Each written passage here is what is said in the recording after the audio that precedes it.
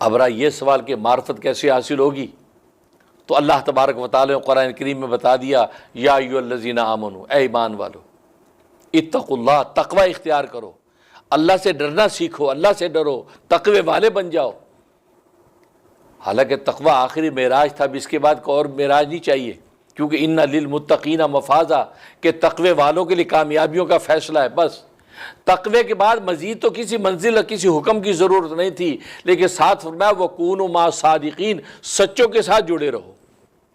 ایمان بھی حاصل کر لیا، تقوی بھی مل گیا، لیکن اس کے باوجود فرمایا کہ سچوں کے ساتھ جڑے رہو، یعنی سچوں کی صحبتیں تمہارے ساتھ رہیں۔ جب سچوں کی صحبتیں رہیں گی تو وہ جو تقوی تم نے حاصل کیا وہ تمہارا مرتے دم تک قائم رہے گا،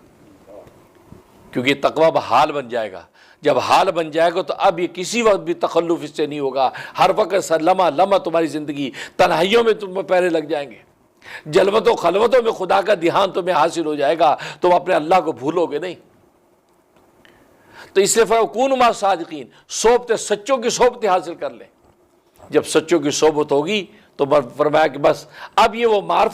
معرفت آپ کو وہاں سے ملے گی جو سچے ہیں، کیونکہ سچوں نے یہ معرفت کے راستے کو طے کر لیا ہے، یہ معرفت کا سودا انہوں نے خرید لیا ہے۔ اب ان کے پاس جب جاؤ گے، ان کے صحبتوں میں بیٹھو گے، اب وہ معرفت و عرفان الہی کو تقسیم کریں گے تو اس میں تمہیں حصہ ملے گا۔ اور یہی وجہ ہے کہ سرکار دو عالم صلی اللہ علیہ وسلم کے صحابوں کو صحابی کہتے صحبت کی وجہ سے ہے، یعنی دین کے اندر صحبت کی بنیاد یہ ہے کہ صحابہ کو صحابی صحبت کی بنیاد پہ کہتے ہیں کہ صحابہ کو نبی کریم صلی اللہ علیہ وسلم کی جو صحبت حاصل ہو گئی، اس صحبت کی وجہ سے صحابہ کرام اس جو ترقی کی معراج پر پہنچے گی جس کی کوئی نظیر نہیں ہے۔ حالانکہ انہوں نے بڑی بڑی کتابیں نہیں پڑھی،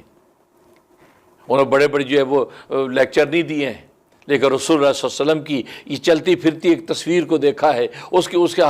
حسنہ پہ نظر رکھی ہے۔ رسول اللہ کھاتے کیسے ہیں، پیتے کیسے ہیں، اٹھتے کیسے ہیں، جاگتے کیسے ہیں، بولتے کیسے ہیں، گفتار رفتار کیا ہے، اخلاق و کردار کیا ہے، نشست و برخاست کیسی ہے، ایک ایک چیز پہ جب نظر رکھی، ان چیزوں کا جب ان صحبت کی اسے اڈاپٹ کر لیا تو صحابہ کی وہ شان بن گئی کہ خود اللہ تبارک و تعالی نے اعلان کر دیا کہ رضی اللہ عنہ ورضوا عنہ، اللہ ان سے راضی ہو گیا اور وہ اللہ سے راضی ہو گئے۔ اس کی بنیاد صحبت، فرمایا سچوں کی صحبت اختیار کی۔ جہاں صحابہ کرام رضوان اللہ علیہ مجمعین نے صحبت اختیار کی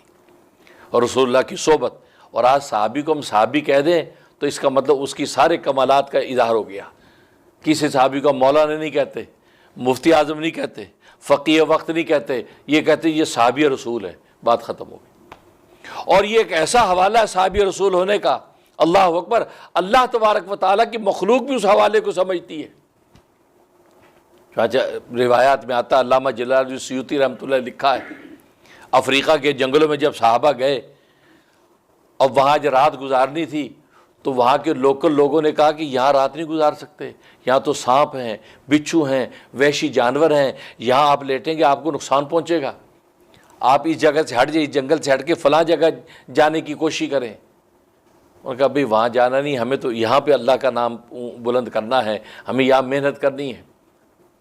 کہا کہ نہیں، یہاں آپ کو کوئی تکلیف نہ پہنچائے۔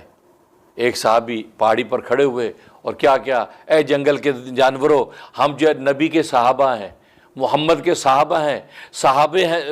اصحاب رسول ہیں، آج تمہارے پر مہمان بن کے آئے ہیں، ہمیں یہ رات گزارنی ہے، لہذا ہماری راحت کے لیے جنگل کو خالی کر دو۔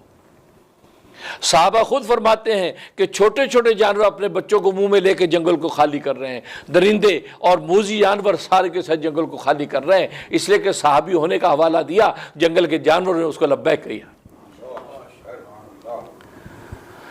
تو کہنے کا مقصد یہ صحبت کی نسبت سے اللہ تبارک و تعالی یہ مقام عطا کیا۔